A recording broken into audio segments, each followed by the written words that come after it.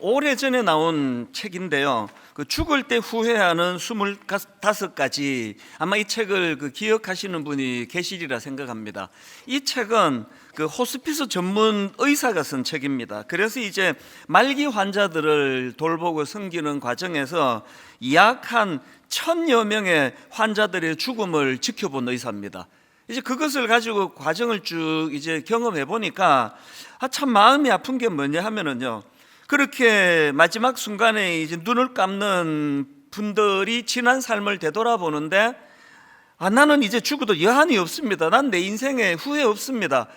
이렇게 눈을 감는 분도 가끔 계시지만 훨씬 많은 분들이 후회와 회한이 많다는 거예요. 이랬을 걸, 내가 이렇게 살았어야 되는데.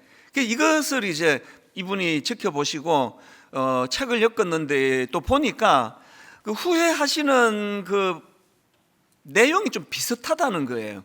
비슷비슷한 내용으로 후회를 하시는데 그것을 이제 25가지로 묶어서 책을 냈는데요. 예를 들면 이런 겁니다. 사람들이 죽을 때 어떤 것을 후회하는가 보니까 가장 많이 나온 게, 사랑하는 사람에게 고맙다는 말을 더 많이 했더라면, 이 후회가 가장 많이 나오는 겁니다. 1번입니다. 그리고 또 이제 이런 후회들이요, 조금만 더 겸손했더라면 좋았을 텐데. 또 이런 후회, 친절을 베풀었더라면 좋았을 텐데. 또 가고 싶은 곳으로 여행을 떠났더라면, 그래서 너무 사는데 찌들려 가지고 여행도 잘 못했던 거, 이런 것들이 다 이제 마지막 눈 감으면서 후회할 거리가 되고 또 회한이 된다, 이제 그런 내용입니다. 제가 이 책을 이제 다시 꺼내 가지고 이 설교 준비하려고 쭉 살펴보면서 이런 생각을 해봤죠. 저는 눈을 감을 때 어떤 후회를 하게 될까? 지금 당장 내가 오늘 하나님이 저를 불러가신다면 바로 이 순간에 나는 어떤 후회를 하게 될까? 한번 잠깐 생각해 보셔요. 오늘 하나님이 여러분을 불러가신다면 여러분은 나는 여한이 없어, 나는 후회되는 거 없어, 이렇게 눈을 감으실 수 있는지, 아니면 마음에 걸리는 어떤 부분이 있다면요, 얼마나 복됩니까? 아직 기회가 있다는 게. 오늘부터 하시면 돼요. 제일 많이 후회하시는 게 사랑하는 사람에게 고맙다는 말을 더 많이 했더라면이라면 오늘부터 하시면 되는 거거든요. 또 비슷한 글을 제가 읽었는데요, 요즘에 TV 프로그램 중에서 명사들을 초청해서 인터뷰하는 이 프로가 사람들에게 되게 좀 흥미를 가져다 주어서 많은 분들이 시청하고 있는데요, 언젠가 그 프로에 종양내과 전문 의사가 출연을 했나 봅니다. 그 의사분이 이제 좀 운영하는 병원에서 독특한 게 하나 있는데, 그 병원에는 임종방을 운영한다는 겁니다. 이제 이 종양내과다 보니까 또 이 병원에서도 이제 환자가 거기서 마지막 임종을 하는 경우들이 이제 많다가 보니까 그 의사 입장에서 배려하는 거죠. 임종방을 만들어서 이제 그 환자가 가족들과 함께 마지막 시간을 보낼 수 있도록 그렇게 배려해서 방을 만들었는데요, 여러분 이 인간의 기관 중에서 제일 오래까지 살아남는 게 청력이라고 하는 말씀 들어보셨죠? 그래서 이제 이게 기능이 다 멈춘 것 같은데도 이제 청력은 살아 있을 수 있다, 그런 분석들을 많이 하는데요, 그러다 보니까 이제 이 병원에서 가끔씩 이제 가족들이 그 환자가 마지막 순간에 숨이 거두어지기 직전, 혹은 이제 숨이 끊어졌다 하더라도 이런 권면을 한대요. 마지막 환자 귀에다 대고 큰 소리로 그렇게 마지막 하고 싶은 이야기를 하시라고 그렇게 권면을 하는 경우가 있대요. 그러면 이것도 딱 짐작이 가잖아요.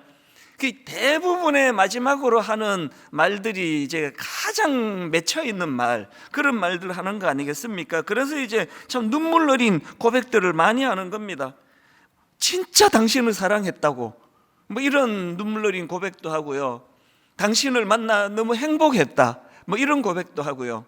그리고 또 당신이 내게 참 고마웠다고 이제 말하지 못한 이런 것들을 마지막에 이제 하고 그런 경우들이 얼마나 많았겠습니까? 제가 이제 그런 내용의 글을 읽으면서 드는 생각이 뭐냐 하면은 참 그 마지막에 그렇게 사랑을 고백하고 감사를 표현하는 그게 너무나 아름답지만 아니 이거 좀 빨리 했으면 얼마나 좋았겠습니까?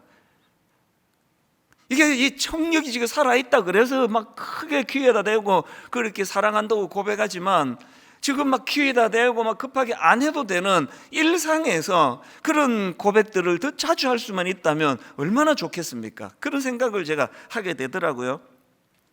그럼 이런 질문을 하게 되지 않습니까? 아니 이거 평상시에 이게 뭐 엄청나게 힘드는 것도 아니고 뭐 이게 돈이 드는 것도 아닌데 왜 이렇게 우리는 평상시에 사랑을 고백하지 못할까? 왜 그렇다고 생각하세요? 많은 이유가 있겠지만 제가 생각해 보니까 방심하는 거예요. 뭐 시간 아직 많이 남아 있는데 그래서 제가 이런 생각을 하다가 보니까 제가 앞에서 언급해드린 죽을 때 후회하는 25가지 책 그 맨 뒷표지에 나오는 스티브 잡스의 글 하나가 참 제 마음에 와닿았습니다. 스티브 잡스가 이런 말을 했습니다. 인생의 중요한 순간마다 곧 죽을지도 모른다는 사실을 명심하는 것, 이것이 내게 가장 중요했다. 참 지혜로운 분 아닙니까?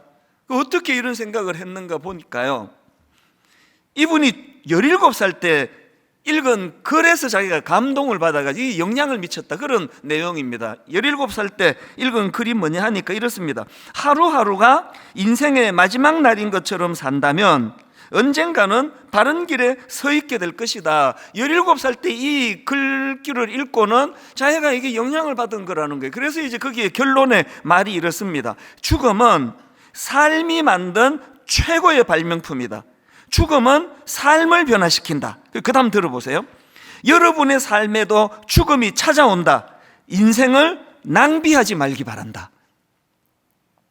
비슷한 글을 제가 어느 책 소개 글에서 읽었는데 내용이 이렇습니다. 죽음을 의식하라는 현인들의 충고는 삶의 우선순위에 집중하라는 뜻이다. 왜 우리가 죽음을 생각하는 겁니까? 한계가 있다는 거예요. 끝이 있다는 겁니다. 그래서 막 이렇게 살면 나중에 반드시 후회하게 된다. 이거를 인식하기 위해서 죽음을 인식하면서 살아라, 뭐 그런 내용입니다. 사실은요, 뭐 이런 좋은 책 사서 읽고 글귀 읽고 안 해도요, 사실은 이 성경에 이런 권면의 말씀이 얼마나 많은지 모릅니다. 오늘 본문도 바로 그런 권면의 말씀이거든요. 오늘 본문 베드로전서 4장 7절입니다. 만물의 마지막이 가까이 왔으니 그러므로 너희는 정신을 차리고 근신하여 기도하라. 여러분, 우리 기독교가 가진 그 독특성 중에 이 종말론적인 의식이 있습니다. 이 종말론적인 의식. 그래서 그 예수님께서도요, 이 긴박한 종말 의식을 갖고 살아야 된다, 이런 말씀들을 여러 군데서 하셨습니다. 예를 들면 마태복음 24장 32절입니다. 무화과 나무의 비유를 배우라. 그 가지가 연하여지고 그 잎사귀를 내면 여름이 가까운 줄을 아나니 이와 같이 너희도 이 모든 일을 보거든 인자가 가까이 곧 문 앞에 이른 줄 알라. 지금 예수님께서 우리들에게 가르치고자 하시는 게 이겁니다. 이 긴박한 종말 의식을 가지고 예수 그리스도가 다시 오신다. 근데 언제 오실지 예고를 안 하셨지만 오늘 이 순간에도 우리가 그것을 인식하고 의식하며 살아야 된다. 그 말씀을 예수님이 주셨거든요. 이건 그 사도 바울도 많이 강조한 포인트입니다. 데살로니가전서 5장 1절 2절. 형제들아, 때와 시기에 관해서는 너희에게 쓸 것이 없음은 주의 날이 밤에 도둑같이 이를 줄을 너희 자신이 자세히 알기 때문이다. 지금 이 긴박한 종말 의식을 사도 바울이 강조하기 위하여 도구로 사용한 게 도둑같이 임한다는 거예요. 도둑은 그냥 쑥 오는 거 아닙니까? 예고 없이 오는 거거든요. 방심하면 오는 거예요. 그래서 우리가 예수 믿고 살아가는 우리들 삶 가운데 우리 모두가 지금 좀 이 부분은 방심하고 있습니다. 방심하고 있다가 보니까 방심하다가 그냥 그냥 인생이 끝이 이렇게 너무 후회스럽게 끝나면 안 되기 때문에 여기 나오는 이 긴박한 종말의식, 도둑처럼 임하게 된다. 그래서 우주적인 종말이 있을 거 아닙니까? 예수 그리스도가 다시 오시는 그것으로서 하나님의 심판이 일어나는 일도 있지만 오늘도 끊임없이 일어나고 있는 건 우리 개인의 종말이에요. 이게 은행은 번호표대로 가서 추측이라도 되죠. 인간의 종말은 예고가 없습니다. 그냥 막 무작위로 일어나는 거거든요. 이걸 우리 지금 너무 방심하고 사는 거예요. 한 3년 전에 제 아내가 이제 유방암 발병이 됐다. 그래서 제가 그 순간이 뭐 이거는 이제 평생 잊혀지지 않을 것 같은데요. 미국 집회가 있을 때입니다. 샌디에고에서 집회 중이었는데 한국에서 제 아내가 전화가 와서 이게 영적인 존재이기 때문에 잊혀지지가 않아요. 그 똑같이 전화벨이 울리는데 그 직감이라는 건 그 진짜 신기했습니다. 아, 이거 뭐 있다. 그 딱 전화를 받았더니 여보, 내가 유방암이래요. 그랬을 때 제가 딱 두 마음이 너무 강렬하게 제가 다가왔다고 전에 한 말씀드렸잖아요. 제일 먼저 제 마음에 든 생각이 이런 일이 우리 집에도 오네? 내 차례도 오네? 우리 목회자는 성도님들의 이런 가슴 아픈 소식을 그거 그냥 숨 쉬듯이 듣고 사는 존재다 보니까요. 그래서 또 좋은 점도 있었습니다. 참 어느 성도님이 무슨 암에 걸렸다, 또 어느 성도님이 이렇게 암으로 고통하는데 이걸 너무 익숙하게 듣다 보니까 막 하늘이 노랗고 막 충격이 되고 그러지를 않고요. 굉장히 제 마음에 강렬하게 들어온 생각이 우리 차례도 있네? 내 차례도 오네? 이게 잊혀지지 않는 굉장히 강한 생각이었고요. 두 번째로 든 생각이 이거였습니다. 이게 굉장히 저에게 유익한 거거든요. 우리 부부가 모든 분이 다 그렇잖아요. 헤어진다는 거 상상을 안 해봤지 않습니까? 영원히 사는 줄 알았죠. 그냥. 그런데 우리 제 아내가 여보 유방암이래요. 그랬을 때 두 번째로 든 생각이 우리 사이도 끝이 있는 거구나. 이게 자각이 됐어요. 워낙 이제 초기에 발견이 되고 해서 항암 치료도 안 받고 지금은 멀쩡하게 일상으로 돌아갔지만 그러나 그 강렬했던 그 충격이 내 인생을 바꿔놨습니다. 그래서 저는 제 아내가 유방암 발병한 것이 제 인생에 참 소중하고 유익해요. 그 이전에는 가정을 방심했거든요. 또 교회에 정신이 없어가지고 밤낮으로 교회만 뛰어다니고 그랬었는데 요즘에는 많이 의식을 해요. 그래서 월요일 날 쉬는 날에는 옛날에는요 어디 가자 그러면 계속 두통이 있어가지고 가기가 어렵다 그러고 누워만 있었고 실제로 또 그랬고요. 지금도 또 그래요. 그러나 요즘은요 월요일 날 가을에 어디 단풍이 좋다던데 그러면 진짜 타이레놀 2알씩 먹고 갑니다. 약을 먹어서라도 가야지. 그럼 이게 이제 유한하다는 걸 인식하고부터 이게 영원하지 않다는 걸 자각하는 게 내 인생에 너무나 소중한 깨달음을 준 거거든요. 그리고 이런 생각을 하거든요. 어떤 분이 100살까지 무병장수 하나도 안 아프고 100살까지 건강하게 사셨단 말이에요. 이번에 문제가 뭐냐? 99살이 될 때까지 인생이 끝이 있다는 걸 인식 못하고 그냥 살다가 99살에야 인생이 유한하네? 그러면 그분은요 1년짜리 인생이에요. 그냥 보낸 거지 그걸 살았다고 말하기 어렵잖아요. 의미가 부여가 되고 일상이 하루하루가 너무 소중하고 감사하고 기쁘고 특히 가정 안에서 그 아내와 남편과의 이 관계의 소중함. 그래서 제가 이런 것들을 깨닫게 되고 나니까 요즘에 제 인생에 여러 가지 변화가 일어나는 것 같습니다. 왜 주님께서 이 긴박한 종말의식을 가지고 살아라 그렇게 권하시느냐? 오늘 본문도 마찬가지입니다. 베드로전서 4장 7절에 보니까 만물의 마지막이 가까이 왔으니 그 다음 보십시오. 그러므로 너희는 어떡하라고요? 정신을 차리고 근신하여 기도하라. 이 긴박한 종말의식을 가지고 사는 사람들은요 자기 인생을 방심하지 않습니다. 자기 인생을 그렇게 막 살지 않아요. 저는요 이 외도하는 이 문제를 갖고 이제 설교 시간에 여러 번 제가 권면하잖아요.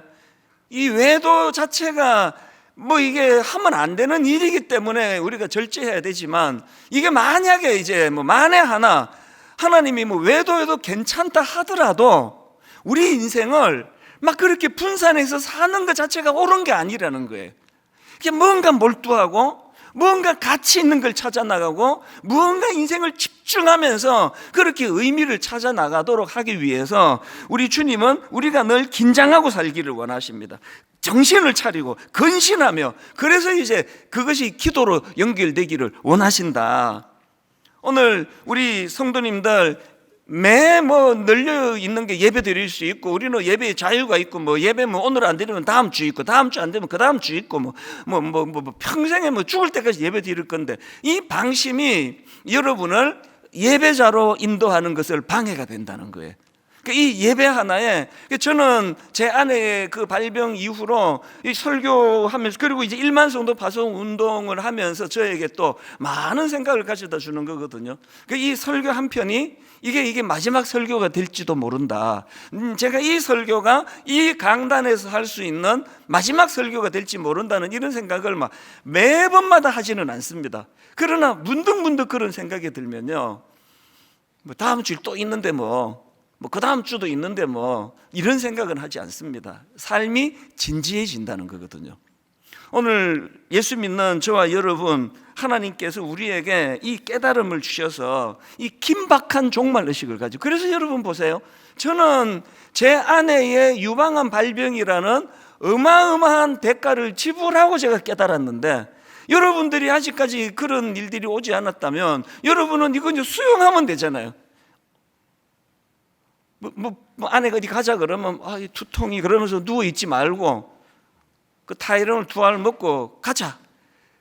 이런 일들이 안 겪고도 여러분이 하실 수만 있다면, 그래서 죽기 전에 그 사랑한다는 말, 고맙다는 말을 못한 게 후회가 된다고 어떤 분이 죽어가면서 그 이야기를 남겨놓고 가셨잖아요.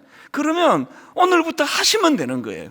이런 것들이 우리가 주님이 우리에게 방심하지 않고 살기를 원하시는 그런 긴박한 종말 의식을 강조하는 거거든요. 그래서 제가 오늘 이런 맥락에서 저와 여러분 모두가 다 오늘 하나님이 나를 데려가신다면, 이런 가정을 하고 살아가기를 원한다면, 저는 오늘 한 3가지로요, 이런 긴박한 종말 의식을 가진 사람이 해야 되는 실천사항, 이걸 한 3가지로 제가 정리를 해드리기 원합니다. 첫째로요, 여러분 긴박한 종말 의식을 가지고 계시다면 뭘 실천해야 되느냐? 뜨거운 사랑을 회복해야 된다는 거예요. 이게 오늘 본문 8절이 말씀하시는 권면입니다. 무엇보다도 뜨겁게 서로 사랑할지니 사랑은 허다한 죄를 덮느니라. 여러분, 우리가요 열심히 사랑하는데요, 어디까지 사랑하라고요? 상대방의 약점이 덮여질 때까지 사랑하라는 거예요. 막 부부싸움도 막 열심히 하고 너무너무 또 서로도 사랑하고 하는 거는요, 아직까지 그 사랑이 덮일 정도로는 그 허물이 덮일 정도로는 사랑하지 않고 있다고 하니까 더 분발하셔야 되겠죠. 그래서 이게 제가 그 3번역으로 보니까 무엇보다도 뜨겁게 서로 사랑할지니를 무엇보다도 먼저 뜨겁게 서로 사랑할지니, 또 공동번역에서는 모든 일에 앞서 뜨겁게 사랑할지니, 이게 가장 우선되는 실천사항이더라는 거예요. 제가 그 1만 성도 파송 운동이 저에게 영향을 많이 미쳤다고 조금 전에 말씀을 드렸지 않습니까? 무엇보다도요, 자꾸 마음에 병이 들어요. 이런 생각을 해봅니다. 이제 29개 내가 아끼는 어떤 물건을 어딘가 기증을 한다고 내놓는다고 가정을 하면은 내놓을 때 좀 아까울 것 같아요. 근데 이렇게까지 해야 되나? 그리고는 내놓고 나면 시간 지나면 다 잊혀질 것 같아요. 막 그거를 갖고 계속 막 마음에 병이 들고 그러지 않을 것 같은데요, 1만 성도 파송 운동은 반대예요. 4월 달에 파송을 할 때는 모두가 다 그렇게 힘들다고 이야기를 하셨지만 저는 그 정도까지 힘들지 않았거든. 사명이니까요. 이건 약속한 거 주님께 해드리는 거니까. 그런데 이게 지금 한 6개월 지났는데 그 4월 달에는 비교가 안 될 만큼 마음에 병이 들어요. 제가 자꾸 눈물도 나고 마음에 여러 가지 힘이 들어요. 이게 왜 자꾸 이게 점점 더 마음의 병이 깊어질까 생각했더니 뼈저리게 제 마음에 아픔이 하나 있어요. 교회가 너무 크기 때문에 계실 때 더 만나고 교제하고 기도해드리고 이런 일을 제가 못했습니다. 그분이 또 올려지는데 어떤 분은 목사님이 이제 제 죽을 때 장례 치러 주실 거죠? 이렇게 하고 등록하신 어른을 생각하면 눈물밖에 안 나죠. 아무것도 해드린 게 없고 그분이 그렇게 가시게 되는 날이 있을 줄을 꿈에도 몰랐거든요. 이걸 제가 자각하고 나니까 마음이 굉장히 힘들고 아프고 또 어떨 땐 눈물도 나고 하지만 이거 역시 제 아내가 발병했던 거랑 똑같이 너무 소중한 거예요. 그래서 제가 은퇴하는 그날까지 정말 우리 성도님 한 분 한 분 어떻게 섬겨 드려야 은퇴하고 나서 후회하지 않을까. 이게 제가 지금 기회가 있어도 이렇게 마음이 아픈데 이제 은퇴하고 더 이상 저에게 기회가 찾아오지 않는다 하면 제 은퇴 이후는 굉장히 고통스러울 것 같거든요. 이게 저만의 문제가 아니겠죠? 여러분 기회 있을 때 아내에게, 남편에게, 우리 부모님에게, 자녀들에게 뜨겁게 사랑하시기 바랍니다. 내가 낳은 자식, 나 죽을 때까지 뭐 같이 있지 안 그렇습니다. 기회가 있을 때 뜨겁게 사랑하는 거예요. 그냥 사랑하는 거 말고 뜨겁게 사랑하는 거예요. 그냥 사랑하는 거 말고 뜨겁게 사랑하는 거는 뭐 어떻게 하는 게 뜨겁게 사랑하는 거라고요?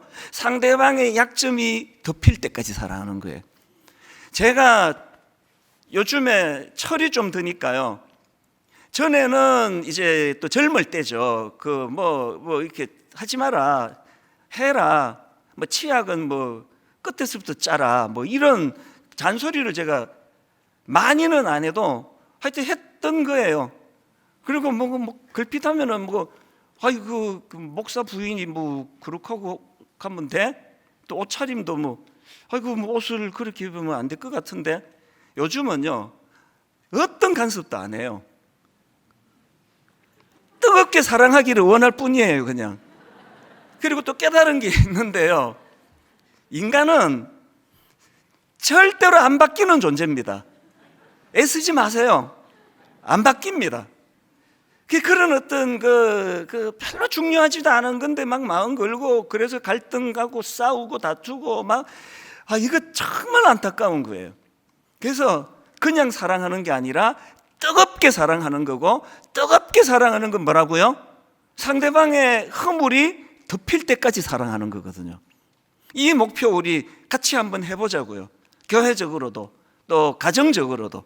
하나님께서 이제 아직도 우리에게 기회가 있다는 게 너무 소중하고 너무 감사하면서 그렇게 사랑하게 되시기 바랍니다. 오늘 우리 부부가 같이 예배 드리러 오신 분들은요, 지금 하세요. 기다려 드릴게. 하세요. 손 잡으시면서 여보 사랑해. 그 장로님 왜 안 하세요? 하세요. 여러분이 자꾸 하셔야 돼요. 자꾸 표현하고 자꾸 사랑하고 자꾸 용서하고 뜨겁게 사랑하는 이게 우리 주님이 우리에게 말씀하시는 이 긴박한 종말의식을 갖고 사는 그 사람의 모습이다. 그런가 하면 이제 두 번째로요, 긴박한 종말의식을 가지고 사는 사람이 해야 될 실천이 뭐냐?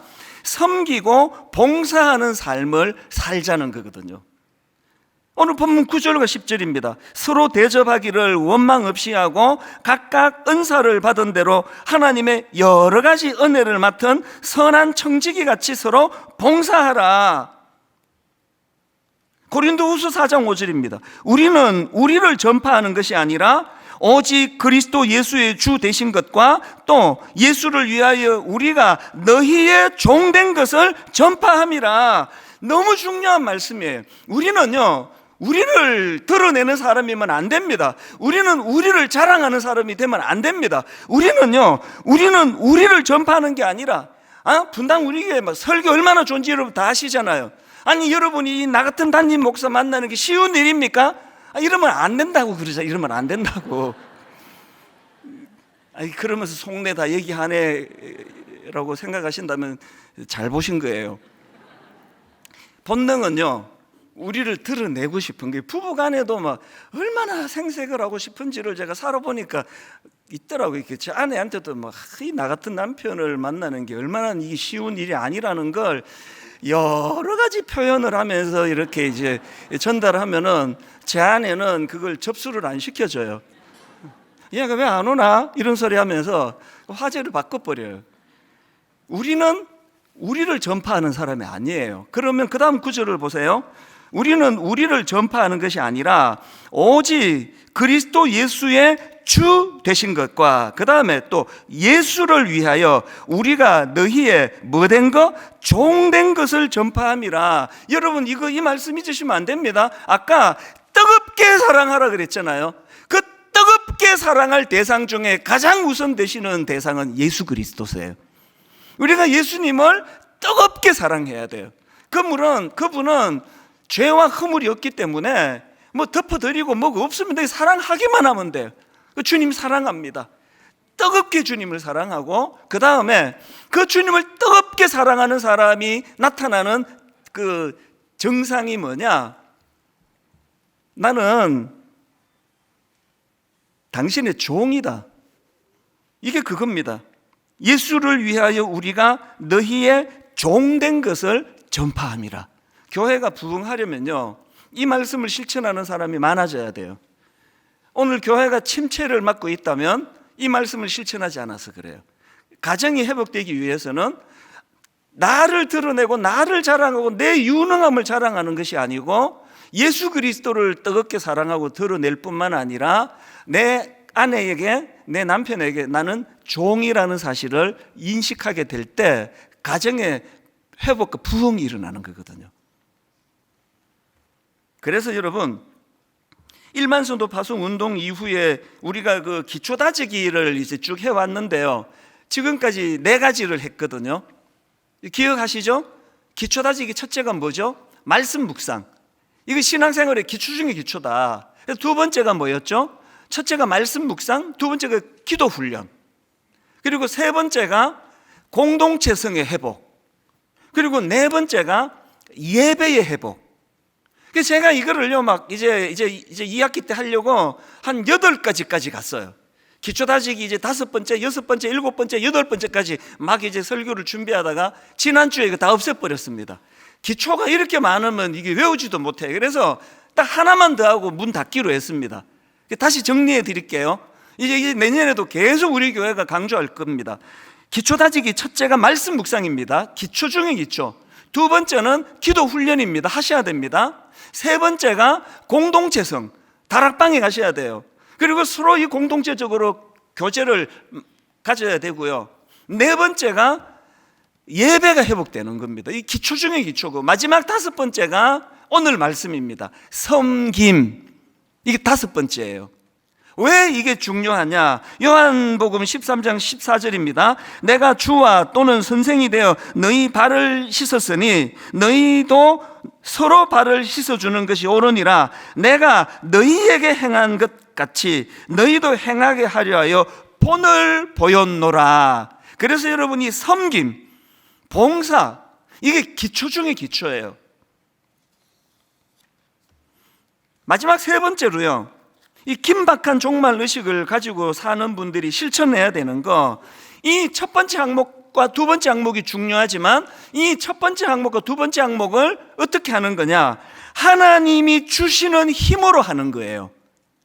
이게 우리 실천 사항입니다. 이 11절에 나옵니다. 만일 누가 말하려면 하나님의 말씀을 하는 것 같이 하고, 누가 봉사하려면 하나님이 공급하시는 힘으로 하는 것 같이 하라.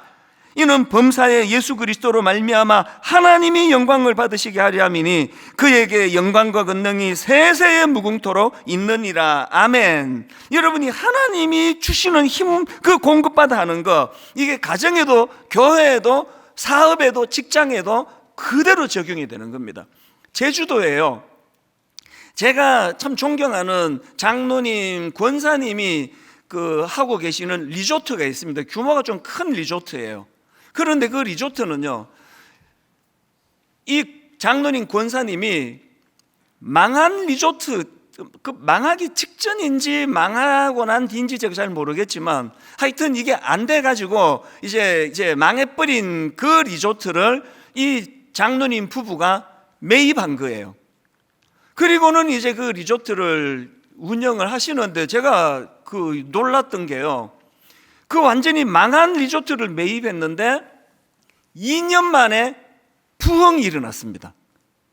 손님이 막 얼마나 예약을 많이 하고 많이 찾고 2년 만에 완전히 흑자로 돌아선 거예요. 이게 어떻게 가능했지? 제가 몇 년 전에 거기에서 한 이틀을 묵어봤는데요, 답 금방 나오더라고요. 이게 부흥이 안 될 수가 없는 거네.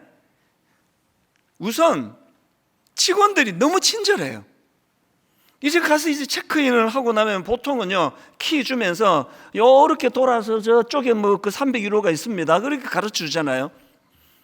여기는요, 체크인 하고 나면 안내했던 그분이 따라 나서요. 그리고는 가방 들고 문까지 다 데려다 줘요. 우리나라의 그 손님 맞이가 그거 아닙니까? 그 문까지 같이 안내를 해주면서 그렇게 대접을 해요. 그리고 그 다음날 아침에 이제 그 식사 조식 시간인데요, 네, 진짜 충격을 받았습니다. 그 많은 손님들이 아침 먹으러 지금 앉아 있는데요, 옆에 그 당근을 가지고 생과일 주스를 만드는 거예요. 당근을 가지고 주스를 만드는데 막 기계도 크고요, 막 당근도 막 산더미처럼 쌓여 있는데, 놀랍게도 그 장로님, 권사님, 그러니까 사장님 뭐 부부가 발벗고 새벽에 나서는 거예요. 그래서 손님이 저도 주스 한 잔 주세요. 그러면은 가 계세요. 그리고는 그 사장님이 직접 배달을 해요. 그리고 다 갖다 드리고 그런 일을 하니까 이게 한 번도 대접을 받아본 적이 없는 이런 대접을 받으니까 또 가고 싶어지는 거거든요.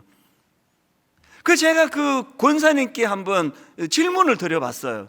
아니, 권사님 어떻게 이 망한 리조트를 매입하셔가지고 2년 만에 이렇게 흑자로 돌리겠습니까? 그랬더니 그분 대답이 진짜 너무 재밌었습니다. 간단하게 이렇게 말하더라고요. 그거요, 목사님, 제가 우리 교회 여전도에서 하던 봉사 그대로 하니까 손님들이 다 끄벅끄벅 넘어가던데요.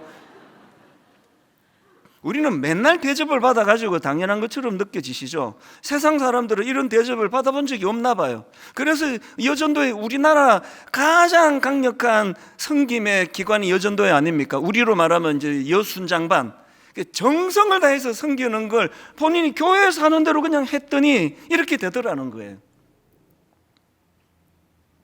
이렇게 설교하면 주중에 직원들이 좀 부작용이 생겨요. 전화가 와요. 그 리조트 이름 좀 알려주세요.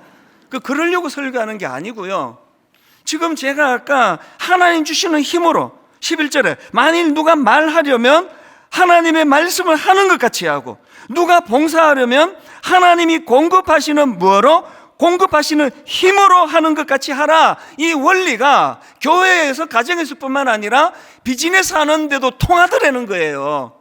전심을 다하여 대접하고, 전심을 다하여 친절하고, 전심을 다하여 그렇게 섬기면 이게 세상에서도 통하더라는 거거든요. 오늘 여러분 다 아시지만 사역 박람회예요. 그래서 이제 1년 동안에 내년에 이제 섬길 분들을 모집하고 뭐 그래서 마당에서 이제 뭐 잔치가 벌어지는데, 제가요 이 사역 박람회 이름을 제가 지어놓고 후회했습니다. 이번에 이 이름 이거 잘못 지었다. 내년부터는요 사역 축제 혹은 사역의 기쁨 축제 이런 이렇게 바꾸기 원해요. 박람회, 뭐가 박람회입니까? 그거 아닙니다. 막 호객 행위 해가지고 여러분 막 봉사해 주세요, 교사가 필요합니다, 찬양대가 필요합니다, 이런 시간이 아니고요. 이제 내년부터는요 이 사역 축제, 내년 이맘때는 1년 동안 봉사하신 분들이 주님 안에서 얼마나 기쁨이 넘쳤는지를 나누는 시간이 되게 할 거예요. 아까 제가 그 권사님이 하나님이 주시는 힘, 하나님이 공급해 주시는 힘으로 그렇게 리조트를 했더니 너무나 많은 그런 부흥이 일어나더라, 사업이 잘 되더라, 그런 말씀을 제가 오래전에 들었는데, 이번에 이 설교 준비하다가 툭 떠올려지니까 찬양 하나가 떠오르는 겁니다. 행복이라는 제목의 찬양인데요, 가사가 오늘 설교를 요약해 놓은 것 같아요. 한번 보세요. 화려하지 않아도 정결하게 사는 삶, 가진 것이 적어도 감사하며 사는 삶. 그 다음 가사를 보십시오.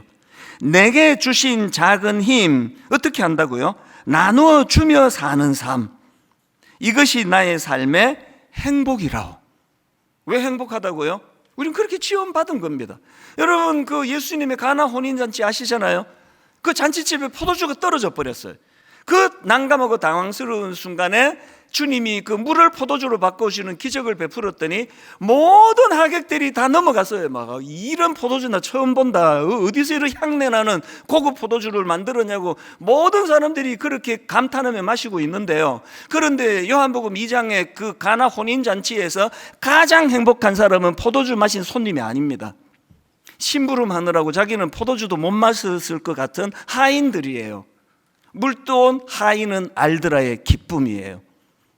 이게 사역 박람회에서 우리가 추구하는 기쁨입니다. 우리는요, 하나님의 자녀로 태어난 사람들은요, 포도주 마셔서 즐길 수 있는 사람이 아니에요.